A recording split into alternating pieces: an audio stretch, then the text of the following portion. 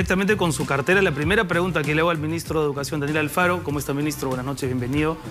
¿Qué le propondría usted a Gareca para que se quede? Me imagino que usted es lo que quiere que se quede, ¿no? Mira, le propondría lo necesario, lo que desee. En general, creo que prometerle una política deportiva que haga que en el futuro tengamos más Paolos, más Orejas, más personas que nos hagan sentir orgullosos en nuestra selección, creo que es una promesa que él recibiría con bastante apertura. Bueno, de hecho, no sé si lo dijo en la conferencia de hoy, pero él es de la idea de que si se queda es para asumir un proyecto incluso más ambicioso que no competiría solamente a la federación, sino incluso al Estado, ¿no? Es decir, lo que usted acaba de sintetizar, ¿no? Sí. Una política agresiva de formación de jóvenes deportistas en general. Sí, de hecho nosotros tenemos una relación con la Federación Peruana de Fútbol por la cual analizamos también todas estas estrategias para llegar a la alta competencia, ¿no? Nuestro interés es poder identificar talentos a edades tempranas y poder formarlos lo suficientemente para que puedan representarnos en la alta competencia, pero a través de esa simbología, de esas ganancias, de medallas que podamos tener, decirle a la población que debemos masificar el deporte. ¿Usted tiene la impresión de que la selección en el Mundial o en este proceso con Ricardo Gareca ha hecho también una suerte de pedagogía? ¿Hay cosas que tenemos que aprender los peruanos de nuestra selección de fútbol? El trabajo en equipo. Básicamente, cómo todos podemos pensar en un solo objetivo, en este caso nuestro país, y todos trabajar por él. Cuando mañana a las 3 de la tarde se presente en el Congreso, me imagino que también apelará a ese sentimiento gregario, ese sentimiento de conjunto para poder convencer a los congresistas de los cambios que se vienen en el Ministerio de Educación. Cuéntenos un poco lo que va a conversar mañana con los parlamentarios. Sí, nuestra disposición siempre es abierta y a trabajar en equipo para mejorar las políticas educativas. Hemos tenido ya 2 reuniones anteriores con la Comisión de Educación, han sido muy fructíferas, hemos recibido posiciones, a veces consensuamos, a veces no, pero creo que todo enriquece en la discusión nacional. Eso esperamos que mañana se dé. ¿Cuáles son los temas más delicados en los que hay que dialogar más, que ampliar la discusión? Los temas centrales son los de textos escolares. Sí, eso es lo que se va a anunciar mañana, ¿verdad? Sí, el oficio de invitación a la sesión está alrededor de estos temas, pero siempre se abre también el espacio seguro a otras inquietudes que los congresistas pueden presentar. Ahora, usted ya ha anunciado que se han hecho cambios en los textos. Sí. ¿Por qué ocurrió exactamente el cambio en los textos? ¿Por presión mediática? ¿Por una política institucional? ¿Por convicción personal? No hemos hecho todavía un cambio en algún texto. Lo que hemos hecho entiendo que los cambios son para el próximo año. Exactamente, ¿no? Incluso para el 2020, y te explico con detenimiento. Lo primero es que el texto de comprensión lectora lo hemos retirado de las instituciones educativas, o hemos sacado una directiva para comenzar el retiro de estos textos que están en 1900 instituciones educativas. ¿Por qué se retiran los textos exactamente? Es decir, yo entiendo por qué. Hay una serie de contenidos, por lo menos polémicos, pero me gustaría tener su opinión. De hecho, hemos sido abiertos a escuchar también las inquietudes de la sociedad civil respecto a los contenidos, pero ya pedagógicamente hablando, hemos hecho un informe, ¿no? A partir de nuestros técnicos especializados, y se ha determinado que no cumplen con la finalidad educativa que promueve el texto, que es un texto complementario para desarrollar habilidad lectora y pensamiento crítico. 2, la selección de las fuentes en alguno de los artículos, en varios de ellos, mejor dicho, podría haber sido una selección de fuentes más confiables o especializadas en la materia que se iba a dirimir. Y 3, el documento guía para el docente sesgaba las respuestas del alumno, contraviniendo justamente el principio final educativo, que es generar pensamiento crítico. Por esas 3 razones decidimos reemplazar el texto por otro de antología literaria, también de quinto de secundaria, que ya habíamos distribuido previamente y que por lo tanto era fácil el reemplazo, y a través de los docentes poder generar los instructivos para que cumplan el fin que buscaba el libro de comprensión lectora. ¿Y los textos que se repartirán a los estudiantes el próximo año, los años subsiguientes, tocarán temas de género, que es uno de los temas más sensibles, más controvertidos? Estoy seguro que mañana en el Parlamento, y usted lo debe saber, más de un congresista probablemente de la oposición estará interesado en saber cuál es la posición del Ministerio respecto de la política de género. Sí, nosotros ya lo hemos dicho en un comunicado, que la posición institucional es en defensa del currículo, que incluye el enfoque transversal de igualdad de género.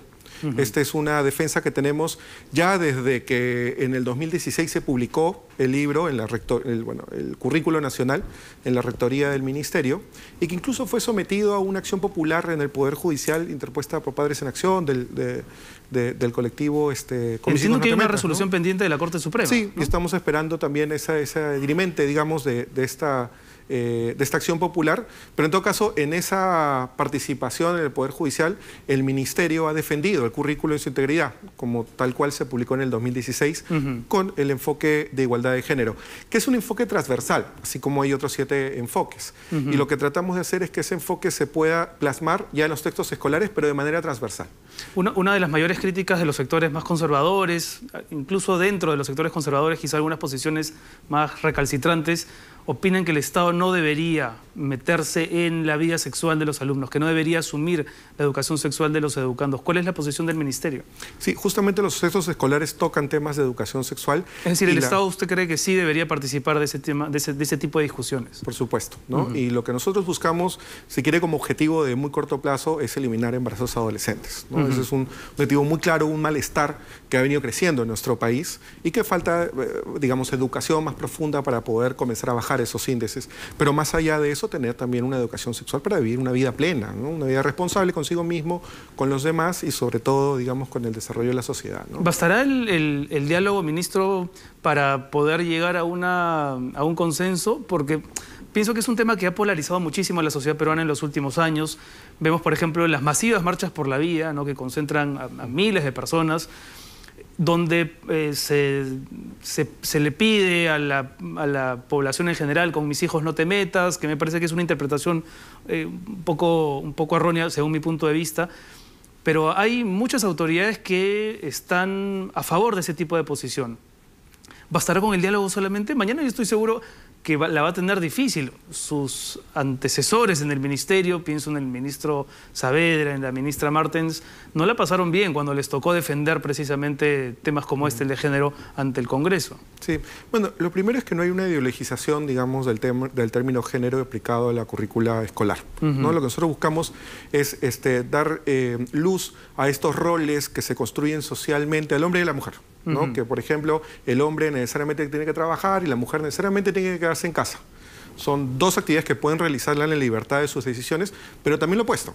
La mujer puede salir a trabajar y el hombre quedarse en casa y no hay ningún problema. No hay ningún problema con que el hombre lo rechacen en una situación sentimental y que ante ese rechazo tenga tanta frustración que decida violentar a su pareja, ¿no? O la que no quiere ser su pareja. Ese asunto me parece central. Ayer conversaba con una representante de Promsex a raíz de lo sucedido en Cajamarca, que es una réplica horrenda de lo que ya había ocurrido antes en Miraflores, una mujer quemada por una persona de su entorno más cercano.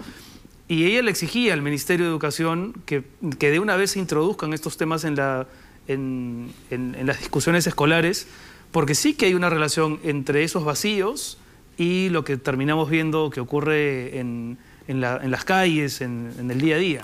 Claro, y el cambio comienza en la educación, ¿no? Nosotros, además de tener, digamos, este enfoque para prevenir estos comportamientos y poder asegurar igualdad de oportunidades entre hombres y mujeres en el futuro, tenemos también que estar alineados a la política del Ministerio de la Mujer y Poblaciones Vulnerables, que tiene el enfoque de género como un mecanismo, no solo en sus políticas, sino en convenios internacionales que tenemos. Mira, hasta la OCDE nos pide que tengamos una condición de igualdad de género para poder entrar a estos países más desarrollados.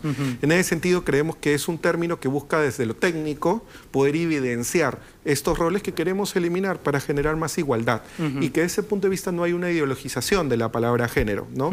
Obviamente esto va a tener que ser producto o convencer, digamos, a los que están opuestos a este término, va a ser un producto de diálogo abierto, pero justamente para eso sirve la educación.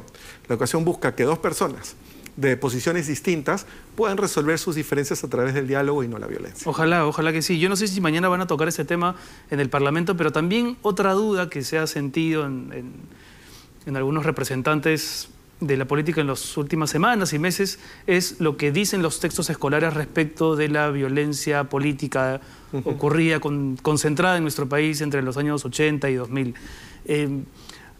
Lo que uno percibe es que eso cambia según el ministro de Educación que esté de turno, ¿no? o según el gobierno de turno, lo cual le crea, por supuesto, conflicto al que estudia, porque no sabe muy bien cómo referirse a aquellos años, y después vemos estudiantes universitarios que no saben identificar a los protagonistas de aquel periodo, pero también al propio maestro, que se puede sentir intimidado ante lo que dice el texto o lo que deja de decir el texto. En su opinión, ministro, ¿cómo se debe contar la violencia política, el periodo de violencia política a los escolares del Perú? Sí, el ministerio tiene una posición institucional que es, digamos, la defensa de su rectoría para elaborar los contenidos que los textos educativos deben tener para la finalidad educativa. Que al final es lo que le mencionaba, que podamos sostener discusiones entre dos personas de posiciones distintas, pero que resuelvan sus discusiones o sus diferencias en el diálogo y no en la violencia. Eso es lo que buscamos, que la violencia no se vuelva a repetir. Entonces tenemos que contar la historia para que esa finalidad sea cierta, ¿no?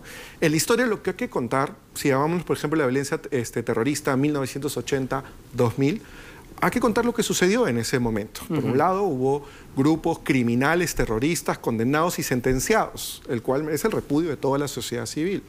Hubieron grupos dentro de la sociedad que los enfrentaron. Las Fuerzas Armadas en primer lugar, pero también hubieron grupos de la iglesia, de las rondas campesinas. Y todos tuvieron una valentía al enfrentar a estos grupos terroristas y perdieron vidas en el proceso. Pero también en ese enfrentamiento se cometieron excesos, los cuales también incluso han sido judicializados.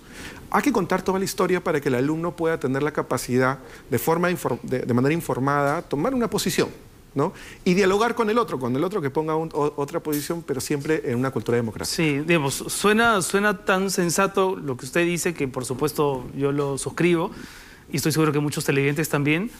Pero en la práctica lo que vemos es que, por ejemplo, las autoridades no respetan o no tienen mucho interés en visitar el lugar de la memoria, que plantean monumentos alternos o parques donde se cuentan con temáticas distintas, retóricas para contar otra vez la historia. Entonces sí queda la sensación de que más allá del espacio escolar, en la realidad peruana, ese es un tema constante en el que no nos podemos de acuerdo. No sé cuál va a ser la contribución del Ministerio de Educación para que eso ocurra, por lo menos mientras usted está al frente del Ministerio. Sí, mostrar las manifestaciones sociales alrededor de esta temática que nos ayudan siempre a reflexionar sobre los sucesos. Porque como le digo, el fin último es que esta historia no se vuelva a repetir, ¿no? En ese sentido, todas las manifestaciones sociales alrededor son también oportunidades de reflexión. Podemos estar de acuerdo o no, pero lo importante es aprender a discernir y en el pensamiento crítico aprender a dialogar con el otro de esta diferencia. Su ministerio es muy complicado porque, claro, además usted entra formando parte de un gobierno que tiene solamente 3 años para trabajar. Mirko Lauer decía, no sé si hoy o ayer en una columna muy reciente, que este no es un gobierno de transición, sino de sustitución. ¿Qué desafío se ha planteado usted en estos 3 años? Porque imagino que es tan variada la agenda del Minedu que usted tiene que evidentemente establecer prioridades. ¿Cuál es la consigna que usted se ha puesto a sí mismo como ministro para dejar como legado en el sector? 4 cosas. Primero, aprendizajes a lo largo de la vida.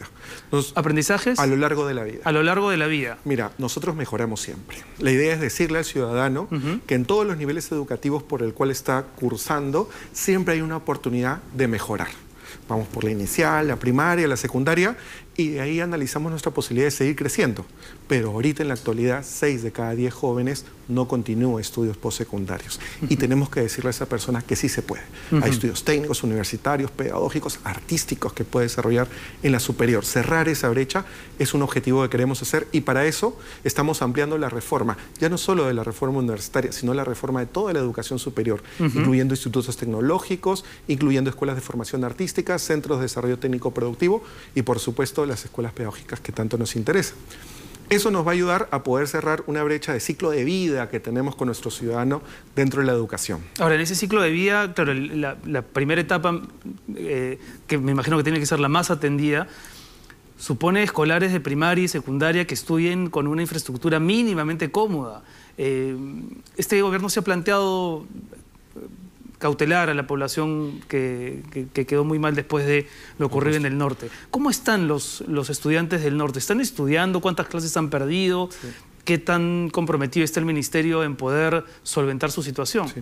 Bueno, el Ministerio y el Gobierno estamos sumamente comprometidos con la infraestructura. Nosotros viajamos todas las semanas a una región distinta para reunirnos con todos los alcaldes provinciales y distritales para poder analizar cada uno de sus proyectos de inversión en temas educativos en los que nos compete, pero todo el gabinete viaja todas las semanas. ¿Qué porcentaje de la población escolar del norte está cumpliendo con su agenda educativa? No, todos están asistiendo, ¿no? Todos los que han sufrido el daño, el embate del fenómeno costero están asistiendo, ya sea a lugares prefabricados que son temporales hasta que podamos reconstruir el colegio o en el colegio que todavía tiene muchas oportunidades de mejora.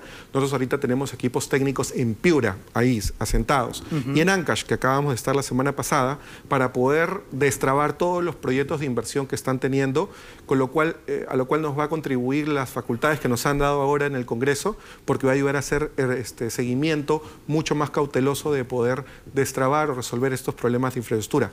Y con eso le quiero decir que el cierre de brecha de infraestructura educativa, que en el norte es preocupante, pero en verdad en todo el país lo es enorme. Estamos hablando de 100.000 millones de soles. Si nosotros gastamos 3.000 millones de infraestructura al año, son más de 30 años de cierre de brecha. ¿Cómo ajustamos esos años? Porque el Perú no puede esperar tanto. Primero, tenemos que lograr estrategias que nos permitan desarrollar proyectos sistemáticos que puedan ser de rápida reproducción para poder cerrar brecha más rápido. Dos, tenemos diseños de modelos prefabricados que se pueden adaptar a diferentes espacios bioclimáticos, sierra, costa, selva, y que con tecnología de punta pueden dar el servicio educativo de una forma más rápida en cuanto a implementación de la infraestructura. Asimismo, tenemos temas de obra por impuestos, APPs y otras modalidades que nos van a ayudar a reducir ese número de años de brecha. Ahora, cuando usted presenta este tipo de planes a, por ejemplo, el ministro de Economía, ¿con qué tanta receptividad encuentra usted? Porque una de las grandes preguntas que nos hacemos los peruanos es por qué en toda esta primavera económica que hemos vivido en los últimos 10 años no hemos logrado incrementar el presupuesto para educación. Se suponía que a estas alturas tendríamos que estar en un 5%, ¿no? Siendo quizá un poco optimista, y sin embargo la realidad es otra. Sí. Bueno, el presupuesto se ha estado incrementando gradualmente. Ahorita estamos en 3.7% del PBI. Es el presupuesto más grande del Estado. Este es el ministerio que de lejos tiene el mayor presupuesto, ¿no? Le sigue salud, ¿no? Pero casi el 60%, digamos. Este presupuesto es grande y el 60% está destinado a salario de los maestros, que son 380.000 en todo el país, 60.000 locales educativos. Y cuando se habla de inversión, hay mucha receptividad tanto de parte del MEF como del gobierno en general, porque inversión significa no solo poder generar legado, no solo poder generar infraestructura necesaria, sino también genera trabajo y dinamismo económico en las regiones. Entonces, eso es algo muy valorado y a veces también incluso aplicamos a bonos o a deuda pública para poder cerrar esta brecha a través de Alguna vez inversión. conversando con el exministro Saavedra, él me decía que la brecha entre la educación pública y la privada podría, con mucho trabajo y con inversión en el Perú, cerrarse o por lo menos disminuirse en 10 años. ¿Usted es igual de optimista? ¿Usted cree que en 10 años un joven en el Perú que no tenga acceso a educación privada y sí a educación pública puede ser igual de competitivo? Sí, bueno, depende de qué parámetros estás usando de la educación privada, ¿no? Porque hay una gran oferta que tiene unos, digamos, pensiones de 150, 200 soles mensuales que no tiene la calidad de una pública. Y ahí vemos también cierta migración de la privada a la pública cuando se dan cuenta que la pública tiene mayor calidad. Pero claro, si lo compara con, de repente, colegios de pensiones por encima de los 500 soles, ahí tienen más capacidad financiera de poder generar una mayor calidad, ¿no? ¿Usted tiene hijos, ministro? Sí. ¿Cuántos? Uno. ¿Y está en edad escolar? En Nido, está en Nido. Educación inicial. ¿Y lo inscribiría en un colegio público o privado? Sí, bueno, en este caso lo estamos inscribiendo por una propuesta pedagógica que nos gusta, que es alternativa. No voy a hacer pero digamos, publicidad, al colegio. Cuando ya le toque hacer primaria, en fin, cuando le toque estar ya, digamos, estudiando. Sí, no, ya tenemos un colegio. Tú sabes que ahora ya tienes que conseguir este colegio como 2 años de anticipación. Y está en una propuesta pedagógica especializada que nos interesa, que le ejerce un colegio privado. Se lo pregunto porque a veces no voy a apelar al populismo de decir que todos los hijos de los ministros de Educación deberían estudiar en un colegio público, pero tampoco me parecería muy jalado de los pelos. En general, yo siento que los altos funcionarios deberían vivir más la experiencia de lo público. Que el ministro de Salud se atienda en hospitales públicos me parece lo más razonable. Porque, claro, a la hora de la hora, no lo digo en su caso, pero muchas veces hemos padecido ministros de educación que tenían un discurso muy a favor de la educación pública, pero, por supuesto, se beneficiaban del sector privado porque sus hijos estudiaban ahí. Claro. Sí. ¿Cómo hacer para que los funcionarios también vivan más la experiencia de lo público? Sí. Y que eso no signifique ningún drama, ¿no? Mira, en principio nosotros vivimos la experiencia de los públicos porque nos reunimos con padres de familia, visitamos colegios constantemente. En estos viajes en regiones hay reuniones con profesores, UGELes, directores, ¿no? Vuelvo a decir, padres de familia. Y encontramos una diversidad de ofertas. Estuve en Cusco hace poco, en una zona, la ciudad de Cusco, urbano marginal, donde estábamos haciendo la inauguración de unos locales, unos centros de educación inicial. Mire, la infraestructura hermosa, digamos, casi igual al colegio privado en el cual tengo a mi hijo, ¿no? Entonces, la calidad educativa del sector público está creciendo, ¿no? Y la idea es que a esos parámetros podamos hacer que todo crezca, ¿no? Esta es la nueva infraestructura con los nuevos modelos, ¿no? Pero todavía tenemos infraestructura rezagada que tiene que comenzar a crecer. Creemos que en posibilidades de inversiones que tenemos, vamos a darle a la población cada vez una mejor educación de calidad y nosotros comprometidos empáticamente con el desarrollo de esa calidad. ¿Qué tan lejos estamos de realidades educativas? Pienso, no sé, por ejemplo, en países noreuropeos, donde ya ni siquiera se enseñan las cosas que usted y yo hemos estudiado, ¿no? Sino que se apuesta por una educación donde casi no existen tareas, donde se estimula más la formación del ciudadano que la del alumno competente que va a pasar un examen de universidad más adelante. Sí. ¿Estamos muy lejos todavía de ese tipo de enfoque? Sí. Nuestro enfoque del nuevo currículo, el que se aprobó en 2016, plantea una ambición revolucionaria para la educación, ¿no? Busca, además de desarrollar las típicas habilidades de comprensión lectora, habilidades en matemáticas, en ciencias, busca formar valores, autoestima, ¿no? Inteligencia emocional, que nos permite en conjunto ver al ciudadano de manera integral y no solo por ciertas habilidades, ¿no? Ataque a la corrupción de futuro empieza ahí. Entonces, creemos que este nuevo enfoque aplicado a lo largo de los años, porque no se soluciona en un año, posiblemente nos tome una década hacer ese cambio, empieza con este currículo nuevo y por eso nuestra intención de reforzarlo, defenderlo y poder implementarlo en todas las escuelas. Bueno, suerte con eso, porque me parece que va a ser el desafío, el reto más complicado para el ministerio. Se levantó la huelga finalmente. ¿Ha sido un mérito del ministerio o es finalmente el señor Pedro Castillo que ha depuesto la medida porque se cansó de que no se sumasen docentes a su iniciativa? Sí, nosotros creemos que desde el principio, nosotros incluso hablamos con el señor Castillo y una serie de profesores que lo acompañan sobre todos los avances en política educativa que ha tenido el Estado, ¿no? Y son claros y específicos, incluso en el cumplimiento de acuerdos de las actas de la huelga pasada. Y en cada uno de ellos tenemos avances.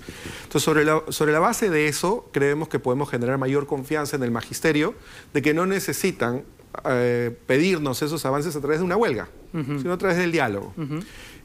Debido a que igual fueron a la huelga, ¿no? Pese a este convencimiento que tratamos de hacer con ellos, es que nosotros nos sustentamos, digamos, de que esa huelga era improcedente y después cuando la hicieron ilegal, porque no tenía el asidero para poder legalizarse por justo los fundamentos que le menciono. Cuando el señor Castillo decía cosas, por ejemplo, como la siguiente, ¿no? Construimos nuestros propios colegios haciendo rifas. ¿Eso es real? ¿Eso ha ocurrido? ¿Ocurre? Ocurre en muchos colegios que los padres de familia se juntan, ¿no? Y a través, digamos, de estrategias de autoconstrucción mejoran algunas partes del colegio de sus hijos. Eso ocurre normalmente. Entiendo que lo decía como para denunciar la ausencia del Estado en diferentes partes del país. Ya, pero eso no existe, ¿no? Si bien no puedo negar la contribución que hace el padre de familia, la cual siempre la recibimos, sino más bien la estrategia de crecimiento. Y, por ejemplo, otra cosa que decía, ligado a lo que menciona, es que estamos privatizando la educación pública. Sí, ¿no? Sí. Ahorita no existe ningún colegio privatizado ni ningún proyecto de privatizar ningún colegio.